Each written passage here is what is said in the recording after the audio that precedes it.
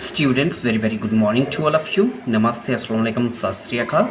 Myself Suresh Kumar, and today I am going to take chapter number 3, pair of linear equations and two variables from class 10th mathematics.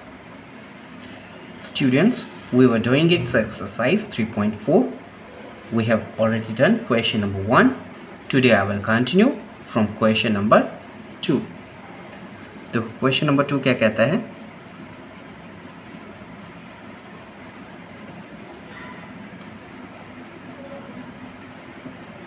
From the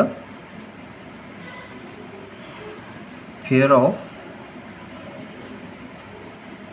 linear equations in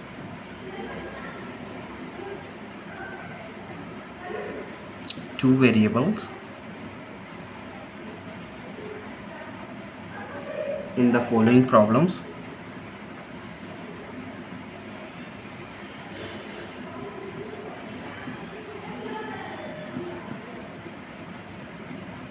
In the following problems and find their solutions. And find their solutions.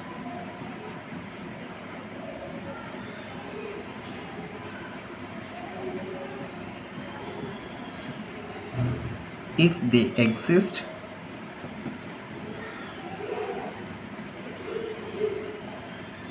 by the elimination method.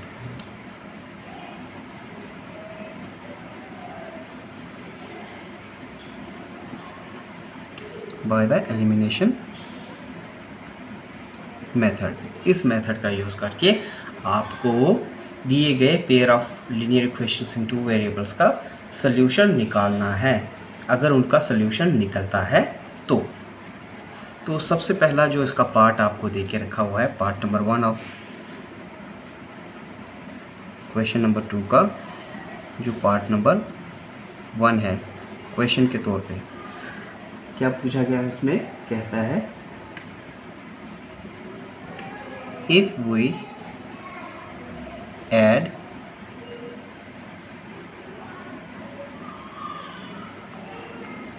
One to the numerator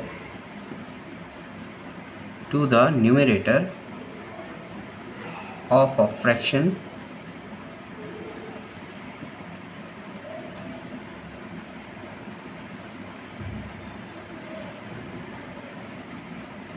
and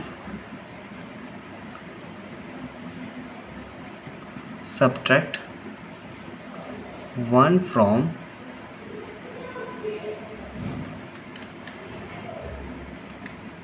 the denominator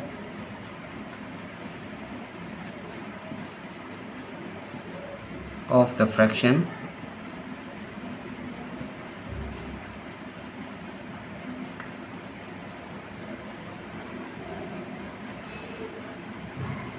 a fraction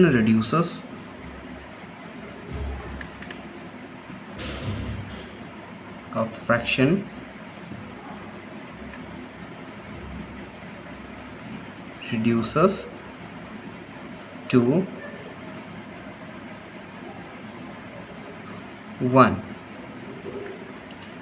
ठीक है, कहता क्या है, if we add 1 to the numerator and subtract 1 from the denominator of the fraction, a fraction reduces to 1।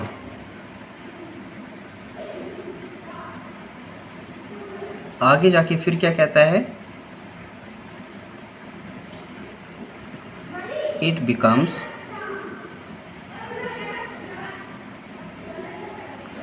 one by 2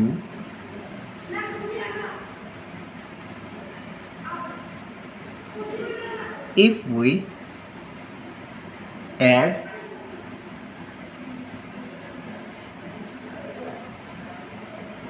only 1 to the denominator of the fraction।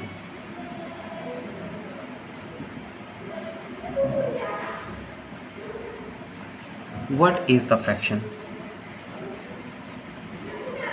What is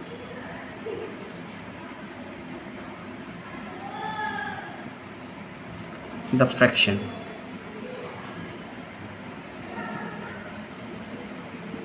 सवाल को समझ लो, question number 2 का जो first part है उसको समझ लो।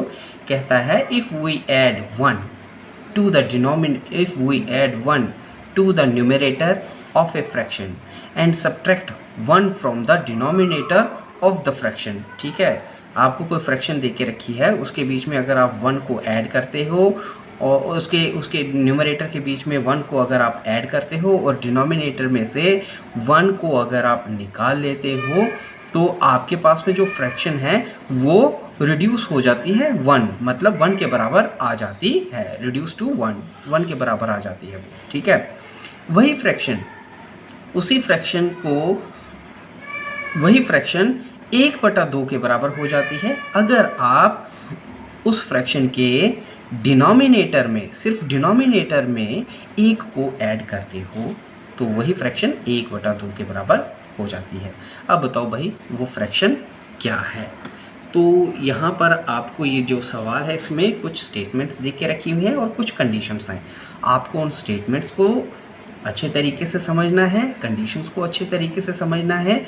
उन statements को, कंडीशंस को यूज़ करके आपने पेयर ऑफ लीनियर इक्वेशन को तैयार करना है। ठीक है, इक्वेशन में तब्दील करनी है वो स्टेटमेंट्स और उसके बाद उसको सॉल्व करना है। ठीक है, सबसे पहले यही देखना है जो आपके पास में pair of linear equation in 2 variables आएंगे, क्या उनका कोई सोल्यूशन निकलता है कि नहीं निकलता है। अगर तो सोल्यूशन नहीं निकलता है तो आगे जाके आपको उसको सॉल्व करने की ज़रूरत नहीं है। लेकिन अगर वो pair of linear equation in 2 variable जो है वो इस तरीके से है कि उनका कोई ना कोई सोल्यूशन निकल रहा है, तब आपको उनका सोल्यूशन ढूंढना है बाय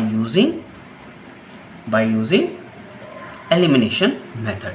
तो चलिए शुरू कर लेते हैं। ठीक है, सोल्यूशन की तरफ बढ़ते हैं इसके पार्ट नंबर 1 के ऑफ क्वेश्चन नंबर 2। सबसे पहले हमें वो फ्रैक्शन ही नहीं पता, ठीक है, जिसको हमको ढूंढना है, उस फ्रैक्शन का हमको पता ही नहीं है कि वो आखिरकार फ्रैक्शन क्या है, उस फ्रैक्शन का न्यूमरेटर क्या है और डिनोमिनेटर क्या है। तो हम यहीं से ही सवाल के सॉल्यूशन को शुरू करेंगे। तो हम क्या लिखेंगे, let the numerator of the fraction equal to x। Numerator को ही हम x मान लेते हैं। इसी तरीके से let the denominator of the fraction, उसको हम y मान लेते हैं। देयरफॉर जिस फ्रैक्शन को हमको ढूंढना है वो फ्रैक्शन क्या होगी, अगर हम उसके न्यूमरेटर और डिनोमिनेटर को x और y की फॉर्म में ले रहे हैं तो वो फ्रैक्शन बनेगी x ओवर y के बराबर। वो फ्रैक्शन क्या होगी, x ओवर y के बराबर। ठीक है, अब देखो इन सवालों के बीच में कंडीशंस क्या हैं अकॉर्डिंग टू फर्स्ट कंडीशन, क्योंकि पेयर ऑफ लीनियर इक्वेशन है, 2 जोड़े बनेंगे इक्वेशंस के, तो इसका मतलब 2 कंडीशंस होंगी। तो according to condition 1, first condition के मुताबिक क्या बनता है, according to condition 1, first condition के मुताबिक अगर हम चलते हैं तो फर्स्ट कंडीशन देखते हैं क्या कहती है। फर्स्ट कंडीशन कहती है कि अगर हम ऐड करते हैं 1 टू द न्यूमरेटर, 1 को न्यूमरेटर के बीच में ऐड करते हैं और उसी फ्रैक्शन के डिनोमिनेटर में से 1 को सब्ट्रैक्ट करते हैं, तो हमारे पास ये जो फ्रैक्शन है वो 1 के बराबर हो जाती है। मतलब फर्स्ट कंडीशन के मुताबिक ये है कि अगर हम न्यूमरेटर के बीच में 1 को ऐड करते हैं और डिनोमिनेटर के बीच में से 1 को सब्ट्रैक्ट करते हैं तो यही फ्रैक्शन जो है वो इक्वल टू 1 हो जाती है। किसके बराबर हो जाती है, 1 हो जाती है। ठीक, इसी को मैं अगर फर्दर सॉल्व करूं, यहीं पर लिख देता हूं। ठीक है। नेक्स्ट स्टेप मैं यहाँ पर कर रहा हूँ। इसी को अगर मैं और सिंप्लीफाई करके लिखना चाहूँ, इसी कंडीशन के मुताबिक जो इक्वेशन आ रही है इसी को और सिंप्लीफाई करके लिखना चाहूँ, तो आपको पता ही है कि 1 यहाँ पर न्यूमरेटर है जिसका डिनोमिनेटर मुझे कुछ भी नज़र नहीं आ रहा है। इसका मतलब ये नहीं है कि इसका डिनोमिनेटर कुछ नहीं, जिसका डिनोमिनेटर कुछ नहीं होता उसका डिनोमिनेटर 1 होता है। अब मैं इसकी अगर क्रॉस मल्टीप्लिकेशन कर देता हूँ कुछ इस तरीके से, तो मेरे पास क्या बन जाएगा, मेरे पास बन जाएगा x + 1 × 1, और 1 जिस भी नंबर के साथ में मल्टीप्लाई होता है वो वैसा का वैसा ही रहता है। इसका मतलब x + 1 के साथ में अगर मैं 1 को मल्टीप्लाई करूँगा तो ये x + 1 ही रहेगा, तो x + 1, ठीक, जो कि इक्वल टू आ रहा है y - 1 × 1। तो y - 1 के साथ में अगर आप 1 को मल्टीप्लाई करोगे तो ये y - 1 ही रहेगा, रहेगा कि नहीं रहेगा, ठीक। उसके बाद और सिंप्लीफाई करके इसको लिखना चाहते हो तो आपके पास में क्या बन जाएगा, देखो यहाँ पर ये बन जाएगा आपके पास में x, y यहाँ पर प्लस का है, इधर आके माइनस का y हो जाएगा, ठीक है। उसके बाद ये प्लस का 1 है, प्लस का 1 वैसा का वैसा ही रहने दो। ये माइनस का y है, इस साइड में आएगा तो प्लस का, ये माइनस का 1 है, इधर आके ये प्लस का 1 हो जाएगा। अब देखो ये सारी की सारी रकमों को मैं इस साइड में लेके आ गया, तो इक्वल टू के इस साइड में क्या रह गया, 0। मैं यहाँ पर इक्वेशन को 0 वाली फॉर्म में तब्दील कर रहा हूँ। क्यों? क्योंकि मुझे इनको a1/a2 की रेशो, a1/a2, b1/b2, c1/c2 की रेशो को कंपेयर करना है, ताकि मुझे पता चले कि in pair of linear equations का कोई सोल्यूशन निकलता भी है कि नहीं। तो ये इक्वेशन क्या बन जाएगी, ये बन जाएगी मेरे पास x - y प्लस का 1 प्लस का 1 प्लस के 2 हो जाएंगे और इक्वल टू 0। इसको मैं इक्वेशन नंबर 1 कह दूँगा, ठीक है। ये सिंप्लीफाई करके लिखा है मैंने इसको, तो ये मेरे पास इक्वेशन नंबर 1 हो जाएगी अकॉर्डिंग टू कंडीशन 1। अब चलते हैं कंडीशन 2 के मुताबिक। कंडीशन 2 के मुताबिक मेरे पास में क्या बन रहा है वो भी कर लेते हैं। तो देखो कंडीशन 2 के बीच में क्या है हमारे पास, according to condition 2, according to condition 2 second condition के मुताबिक चलता हूँ। तो सेकंड कंडीशन में वो क्या कहता है, इट बिकम्स 1/2, मतलब यही फ्रैक्शन 1/2 हो जाती है if we add only 1 to the denominator. इसी फ्रैक्शन के डिनोमिनेटर के बीच में अगर मैं सिर्फ 1 को ऐड कर देता हूँ तो यही फ्रैक्शन 1/2 के बराबर हो जाती है। मतलब क्या हो गया, x/y था फ्रैक्शन, इसके डिनोमिनेटर के बीच में अगर मैं 1 को ऐड कर देता हूँ तो यही फ्रैक्शन 1/2 के बराबर हो जाती है।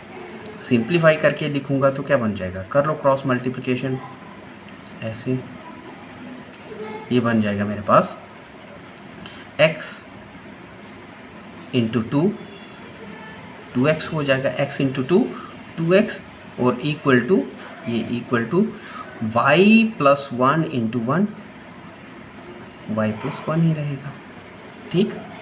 कर लो ये सारी की सारी रकमों को इधर लेके आ जाओ, क्योंकि मुझे इस इक्वेशन को 0 वाली फॉर्म में तब्दील करना है। तो ये बन जाएगा, ये मेरे पास बन जाएगी 2x, y यहाँ पर प्लस का है, इधर आएगा तो माइनस का y, ये प्लस का 1 है, इधर आएगा तो माइनस का 1, और इक्वल टू के इस साइड में क्या रह गया, 0, क्योंकि ये सारी की सारी उठा करके मैं इस साइड में लेके आ गया हूँ। इसको मैं इक्वेशन नंबर 2 कह देता हूँ। अब आपके पास में इक्वेशन 1 भी आ गई, इक्वेशन 2 भी आ गई। इक्वेशन 2 तो आपके पास में ये है, और इक्वेशन 1 क्या थी आपके पास में, इक्वेशन 1 थी आपके पास में x - y + 2, x - y + 2 equal to 0। It was equation number 1 जो पीछे हमने की है। अब क्या करोगे, ये देखना है कि इस इक्वेशन का कोई सोल्यूशन निकलेगा, इस पेयर ऑफ लीनियर इक्वेशन का कोई सोल्यूशन निकलेगा कि नहीं। उसके लिए आपको A1 over A2, B1 over B2, C1 over C2 की रेशो को कंपेयर करना है। तो सबसे पहले आप इक्वेशन 1 को पकड़ लो। A1 क्या है आपके पास में, इक्वेशन 1 के मुताबिक चलें तो A1 क्या आएगा, A1 is nothing but the coefficient of x in equation 1। तो x के साथ में क्या कोफिशिएंट आ रहा है, x के साथ कुछ भी नहीं नज़र आ रहा है इक्वेशन 1 के साथ में, इसका मतलब इसके साथ 1 है। ठीक है, जिस वेरिएबल के साथ में कोई भी कोफिशिएंट नहीं होता उसका कोफिशिएंट हमेशा 1 होता है। तो A1 इज़ 1। इसी तरीके से B1 क्या है, B1 is nothing but coefficient of y in equation 1। तो y का कोफिशिएंट यहाँ पर आपको क्या नज़र आ रहा है, कुछ भी नहीं नज़र आ रहा है, इसका मतलब इसका कोफिशिएंट 1 होगा। लेकिन उस 1 के साथ में ये माइनस का साइन भी है, इसलिए B1 इज़ -1। C1 क्या है, C1 आपके पास में आएगा 2। ठीक, इसी तरीके से A2 क्या है आपके पास में, A2 इक्वेशन 2 का, ठीक है, x वेरिएबल का कोफिशिएंट, तो वो होगा हमारे पास A2 है यहाँ पर 2। B2 क्या है, B2 is coefficient of y in equation 2, तो यहाँ पर वो -1 आ रहा है। ठीक, ये देख लो -1 आ रहा है कि नहीं, -1 आ रहा है। ठीक है, इसी तरीके से C2 क्या है, C2 जो हमारे पास में आ रहा है वो आ रहा है -1। ठीक है, अब देखो कंपेयर कर लो A1 over A2। Now A1 over A2 equal to B1 over B2 equal to C1 over C2 करके देख लेते हैं। तो A1 क्या है 1, B1 क्या है, A2 क्या है 2 इक्वल टू B1 क्या है -1 और B2 क्या है -1। C1 क्या है, C1 है मेरे पास में 2 और C2 क्या है, C2 है मेरे पास में -1। तो यहाँ पर आप एक चीज़ देख रहे हो, माइनस माइनस प्लस हो रहा है। यहाँ पर क्या आपको A1 over A2 equal to B1 over B2 नज़र आ रहा है, नहीं आ रहा है। तो आपको यहाँ पर एक चीज़ देखने को मिल रही है कि A1 over A2 is not equal to B1 over B2। ठीक है, जब ऐसी कंडीशन पैदा होती है तो आपको क्या मिलता है, आपको मिलता है यूनिक सॉल्यूशन। मतलब आपको इस pair of linear equation in 2 variable के यूनिक सॉल्यूशन मिलने वाला है। सो सॉल्यूशन इसका ज़रूर निकलेगा। अब अगर इसका सॉल्यूशन निकलने वाला है तो आपको उसका सॉल्यूशन भी निकालना है, लेकिन किस तरीके से, by using elimination method. Now using elimination method,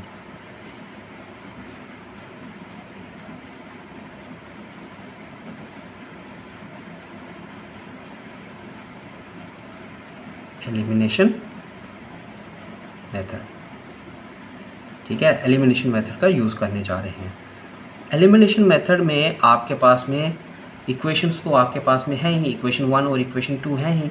ठीक है, एलिमिनेशन मेथड में आप क्या करोगे, किसी एक वेरिएबल को बराबर करने की कोशिश करोगे दोनों इक्वेशंस के बीच में। जैसे मैं अगर x को दोनों इक्वेशंस के बीच में बराबर करना चाहता हूँ तो मुझे इक्वेशन 1 को इक्वेशन 2 के बीच में आने वाले x वेरिएबल के कोफिशिएंट के साथ में इक्वेशन 1 को मल्टीप्लाई करना पड़ेगा, और इसी तरीके से इक्वेशन 2 को इक्वेशन 1 के बीच में आने वाले x वेरिएबल के कोफिशिएंट के साथ में मल्टीप्लाई करना पड़ेगा। तो वही चीज़ मैं यहाँ पर करने जा रहा हूँ। तो लिख लेते हैं, सबसे पहले मेरे पास में इक्वेशन 1 है क्या, इक्वेशन 1 जो मेरे पास में यहाँ पर आ रही थी वो है x minus y plus 2 equal to 0। ठीक है, it was equation number 1, first equation थी ये, इक्वेशन नंबर 1। इक्वेशन 2 क्या थी, इक्वेशन 2 थी मेरे पास में 2x minus y minus 1 equal to 0। This is equation 2, ये इक्वेशन 2 है। करना क्या है, कोफिशिएंट के साथ में आपको क्रॉस मल्टीप्लिकेशन करनी है। तो इस x के साथ में कुछ भी नहीं है, इसका मतलब इसके साथ 1 है।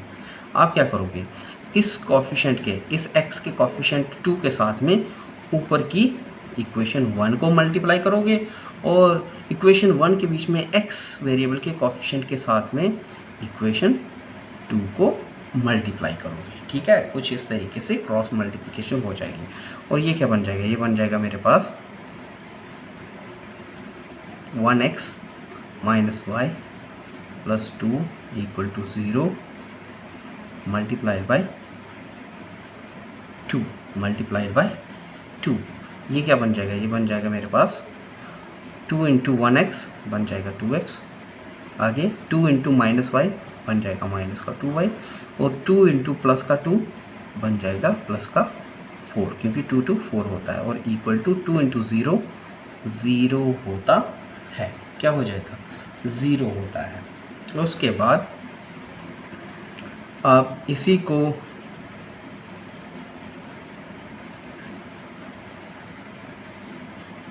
क्या लिख सकते हो, इसको आप लिख सकते हो इक्वेशन नंबर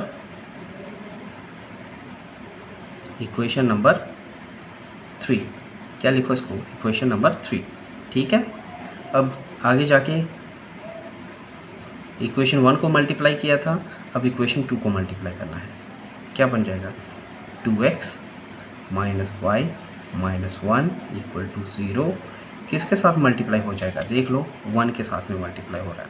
किसके साथ, 1 के साथ में। क्यों, क्योंकि इक्वेशन 1 के बीच में x वेरिएबल का जो कॉफिशेंट है वो 1 है, तो इक्वेशन 2 जो है वो coefficient of x of equation 1 के साथ में मल्टीप्लाई हो जाएगा। तो ये बन जाएगा मेरे पास में 1 into 2x minus Y minus 1 equal to 0। ठीक है, तो ये मतलब ये वैसा का वैसा ही रहेगी, ये इक्वेशन वैसी की वैसी ही रहेगी। तो अब इसको इक्वेशन 4 लिखने की तो ज़रूरत है नहीं, क्योंकि अगर मैं 4 भी लिखता हूँ तो ये इक्वेशन 2 के बराबर ही रहेगी। इक्वेशन 4 इक्वेशन 2 एक जैसी ही आएगी। तो मैं इसको क्या लिखूँ, चलो लिख लेता हूँ इसको, इक्वेशन 4 लिख लेता हूँ। क्या है ये, equation 4 which is similar to equation 2। Equation 2 के ही सिमिलर है, इक्वेशन 2 ही आप कह सकते हो। अब क्या करूँगा, now subtract equation 3 from equation 4।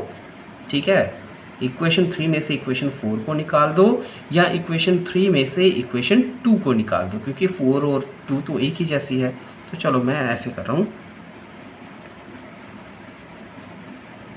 Subtract equation 3 from equation 4। Equation 3 में से इक्वेशन 4 को मैं निकालने जा रहा हूँ। ठीक है, सबसे पहले लिख लेता हूँ इक्वेशन 3 हमारे पास में है क्या, और इक्वेशन 4 क्या है। तो क्या लिखा है मैंने, subtract equation 3 from equation 4। Equation 4 में से इक्वेशन 3 को निकालूंगा। तो सबसे पहले इक्वेशन 4 को लिखूंगा ऊपर में।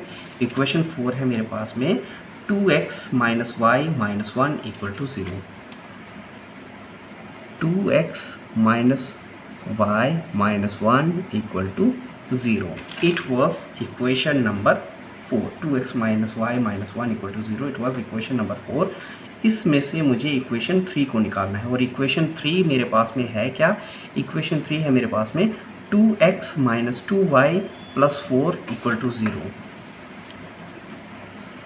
2x minus 2y plus 4 equal to 0 equal to 0। 2x minus 2y plus 4 equal to 0। 2x minus 2y plus 4 equal to 0। तो इक्वेशन 4 में से इक्वेशन 3 को मुझे सब्ट्रैक्ट करना है, तो ये लिखा मैंने सब्ट्रैक्ट का निशान। अब इस माइनस के निशान की वजह से अंदर के निशान बदल जाएंगे। ठीक है, ये प्लस का था 2x, ये माइनस का हो जाएगा। ये माइनस का 2y था, ये प्लस का हो जाएगा। ये प्लस का 4 था, ये माइनस का हो जाएगा। तो क्या हो जाएगा, कट करके 0 में से 0 निकालोगे तो 0 इक्वल टू ये माइनस का 4, ये माइनस का 1, ये माइनस का 4, ये माइनस का 5 बन जाएगा। क्या बन जाएगा, माइनस का 5। इधर देखो माइनस का y प्लस का 2y, तो क्या बन जाएगा, ये प्लस का 1y रह जाएगा, क्योंकि बड़ी रकम में से छोटी रकम निकल जाएगी, ये रह जाएगा प्लस का 1y। ठीक है, इधर ये 2x प्लस का है, ये 2x माइनस का है, तो ये कैंसिल हो जाएगा। ओवरऑल क्या रह गया मेरे पास में? मेरे पास रह गया 1y माइनस 5 इक्वल टू 0। अगर 1y माइनस 5 इक्वल टू 0 है तो 1y किसके बराबर हो जाएगा? 1y इक्वल टू हो जाएगा माइनस 5 इधर आके प्लस का 5 हो जाएगा। ठीक है, देयरफॉर y इक्वल टू 5 आ जाएगा। तो y की वैल्यू हमारे पास में आ गई। Now put y equal to 5 in equation. इस y की वैल्यू 5 को इक्वेशन 1 या इक्वेशन 2 किसी में भी पुट कर सकते हो आप। तो मैं इक्वेशन 2 के बीच में इसको पुट करने जा रहा हूँ। ठीक, और इक्वेशन 2 क्या थी हमारे पास में? इक्वेशन 2 थी हमारे पास में 2x minus Y minus 1 equal to 0। 2x minus Y minus 1 equal to 0। 2x minus Y minus 1 equal to 0। तो ये थी हमारे पास में इक्वेशन नंबर 2। इस इक्वेशन 2 के बीच में मुझे y की जगह क्या पुट करना है? 5। तो भर लो भाई, ये बन जाएगा 2x minus 5 minus 1 equal to 0। 2x minus 5 minus 1 minus का 6 इक्वल टू 0। और 2x इक्वल टू ये माइनस का 6 इधर आके प्लस का 6 हो जाएगा, और x इक्वल टू 6/2, क्योंकि 2 यहाँ पर इस x के साथ में मल्टीप्लाई हो रहा है, इधर आके ये डिवाइड हो जाएगा। यहाँ पर न्यूमरेटर है, इधर आके डिनोमिनेटर। तो 2 1 ज़ा 2, 2 3 ज़ा 6। तो x की वैल्यू यहाँ पर कितनी आ रही है? x इक्वल टू 3 हमारे पास में आ रही है। ठीक है, therefore x equal to 3 and y equal to 5 आपके पास में आ रहा है। देयरफॉर फ्रैक्शन क्या होगी हमारे पास में, जिसको हमने ढूंढना था, उस फ्रैक्शन का x भी हमको मिल गया। x था न्यूमरेटर, y भी हमको मिल गया, y था डिनोमिनेटर। तो therefore x over 5 equal to 3 over 5। ये हमारा इसका सल्यूशन होगा। तो स्टूडेंट्स, आज के लिए इतना ही। उम्मीद है ये सवाल आपको समझ में आया होगा। कल हम फिर हाजिर हो जाएंगे अगले कुछ सवालों के साथ में। तब तक के लिए शुक्रिया, थैंक यू। घर में रहिए, सुरक्षित रहिए।